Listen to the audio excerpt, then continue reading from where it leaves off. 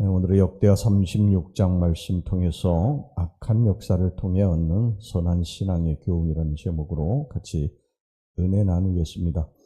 오늘 여기 본문의 말씀에 보면 유다의 최고 현군이었던 요시야 통치 이후에 약 23년간 4대에 걸친 유다 열왕들의 악한 사적과 함께 유다 왕국이 걷잡을 수 없는 패망의 나락으로 떨어지는 비참한 망국의 슬픔이 여기 생생하게 기록이 되고 있습니다. 여기서 요시야 왕 이후에 왕국의 패망에 이르기까지 유다를 다스린 4명의 악한 왕들과 그 시대적 상황을 좀 잠깐 살펴보도록 하겠습니다. 주전 609년은 유다 왕국으로서는요, 큰 정말 비극의 해였습니다. 유다 최후의 선왕이었던 요시야 왕이 무기또 전투에서 애굽의 바로였던 이 느고를 맞아서 싸우다가 전사했기 때문입니다. 이런 갑작스러운 국가 전망의 위기 가운데서 요시야 왕의 뒤를 이어서 왕이 된 사람이 누구냐면 요시야의 막내 아들인 여호아스였습니다.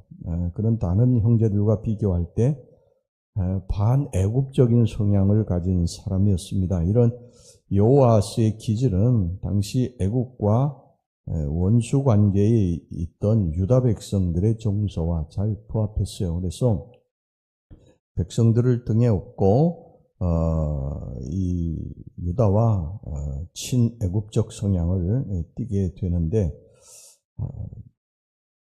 이 부왕 요시야처럼 하나님 중심의 삶을 살지 않았어요. 하나님 앞에 순종하고 나라를 통치해야 되는데, 그것이 친애굽적이든 반애굽적이든 하나님 중심으로 그렇게 순종하고 살아야 되는데, 그렇게 하지 아니하고 그저 나라를, 주변에 있는 큰 강대국 나라를 의지하고 그렇게 살게 됩니다. 그 결과 그는 하나님의 노여움을 입고 애굽의 포로가 되었습니다. 애굽으로서는 이 애굽 정책을 추진하던 여호아스를 결코 곱게 보지 않았던 것이죠.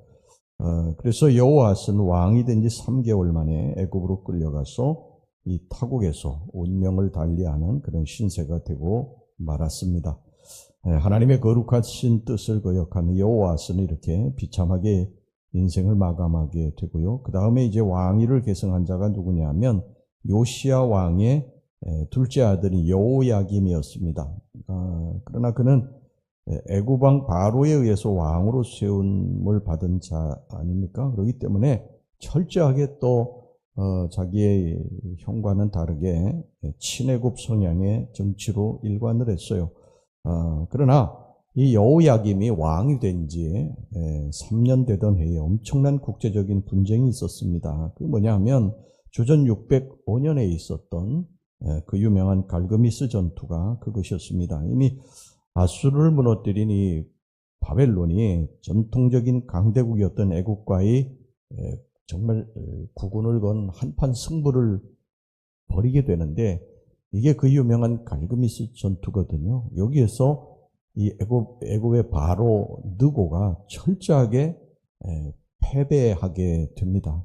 그리고 이런 애굽의 패배는 중근동 국제질서의 재편과 함께 이 친애굽 정책을 추진하던 유다의 여호야김에게 큰 타격을 주었습니다. 그 결과 이 군사력에 의존하던 유다는 바벨론의 침공을 받고 많은 사람들이 포로로 끌려가게 됐어요. 이것이 바로 주전 605년에 있었던 바벨론의 제1차 유다 침공입니다. 이때 우리가 잘 아는 이 다니엘 그리고 세 친구들도 바벨론으로 끌려가게 됐죠.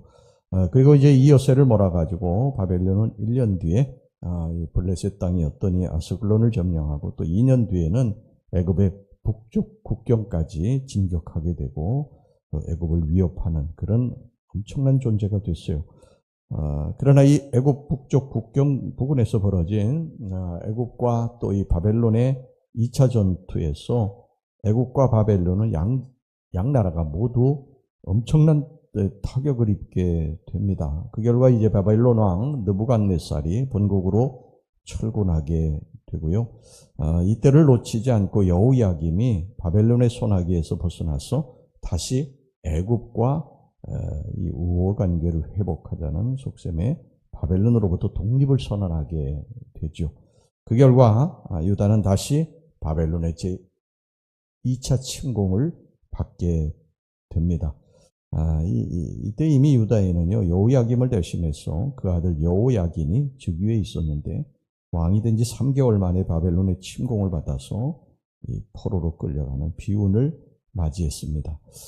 이것이 이제 바벨론의 유다 2차 침공이고요. 주전 597년에 일어난 일입니다. 이제 유다의 왕국의 운명은 거의 쇠퇴해서 누구도 이 불행한 사태를 돌이킬 수 없는 지경에 이르게 됐습니다.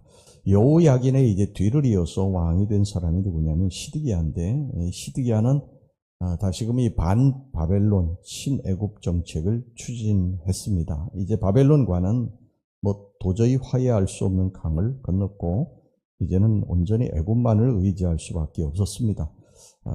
그러나 이런 정책이 마침내는 유다 왕국을 철저하게 패망으로 이끈 요인이 됐죠. 사울이 왕국을 세우고 솔로몬 그 왕 이후에 나라가 분열된 지 350년 만에 이 다윗의 혈통을 유지하던 유다 왕국이 완전히 패망하게 됩니다. 이것이 이제 주전 586년에 일어난 일입니다.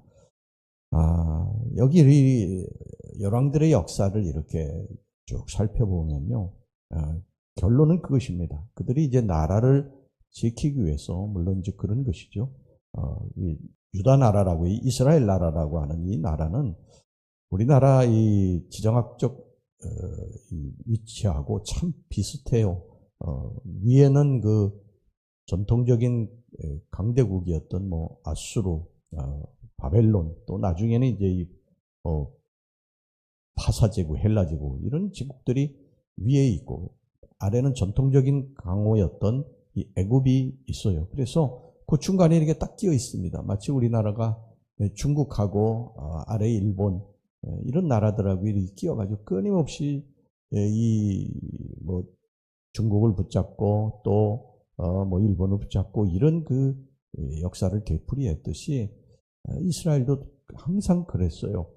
위에 그 신흥 제국의 강대국들이 바로 해가지고 쳐내려오면 그들을 붙잡았다가 또 그들이 조금 쇠약해지면 애굽을 또 다시 전통적인 그런 강호국이었던 이 애굽을 또 붙잡고 또 이쪽이 힘이 약해지고 저쪽이 또 힘이 강해지면 저쪽을 붙잡고 계속 이렇게 했던 것입니다. 지금 우리나라도 사실 어떻게 보면 이와 비슷한 정책을 편다고 해도 과언이 아니죠. 중국이라고 하는 이 나라, 또 미국이라고 하는 나라 중간에서 줄달리기를 하고 있지 않습니까?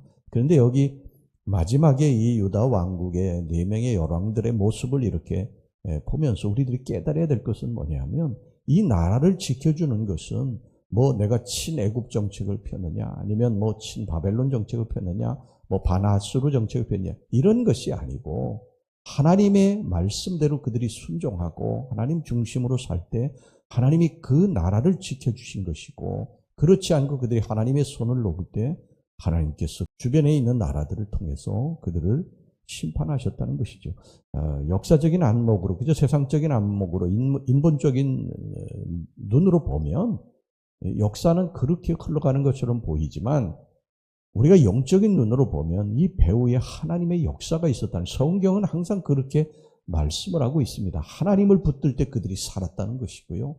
하나님을 놓을 때 그들이 심판을 받게 되었다고 하는 것입니다. 오늘 이제 역대기하 완전히 이제 끝나게 되는데, 이 역대기서에 우리가 역대기 상하를 이제 결론을 지으면서 뭐냐면 우리가 하나님 붙들면 산다. 개인도 그렇고 나라도 그렇다. 한 제국도 그렇다.